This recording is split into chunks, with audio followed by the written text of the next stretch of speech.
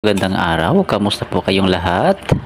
To this video, magluluto tayo ng beef with oyster sauce Chinese style. Isang authentic dish na hindi mawawala, siyempre sa mga Chinese restaurant. Ipapakita ko sa inyo paano ang preparasyon nito. Tara, umpisahan natin. Okay, isang mabilisan lang mga idol. Meron tayo ditong laman ng baka o sirloin kung tawagin. Marination ng unang steps na gagawin natin. Combine lang natin yung oyster sauce, soy sauce, Chinese wine, at saka sesame oil, egg, saka flour.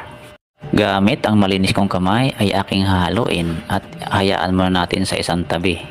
Mga 10 to 15 minutes or mas okay pag overnight para mas malambot. At thank you nga pala sa aking mga bagong followers. Shoutout na rin sa mga lahat ng OFW na nanonood. So mga idol, nagpainit ako dito ng mantika. Ang second steps na gagawin natin ay ang pag-quick stir fry. Nilubog lamang natin siya sa mainit na mantika ng panandalian, at pagka nagkaroon siya ng konting brown ay pwede na siyang hanguin. Ayan, isali lamang natin sa plate para naman yung kasunod na batch ganon din ang gagawin natin. Hindi ko siya nilubog ng sabay-sabay dahil lalamig ang mantika. Okay, ang kasunod na steps na gagawin natin ay nagpainit ako ng mantika at isaute natin ang onion leeks at luya para sa sauce. At kung umabot ka hanggang dito sa part na to sa panonood, maraming salamat mga idol. Nilagay ko na ang beef at haluin natin. Okay, tubig mga idol maglagay ako.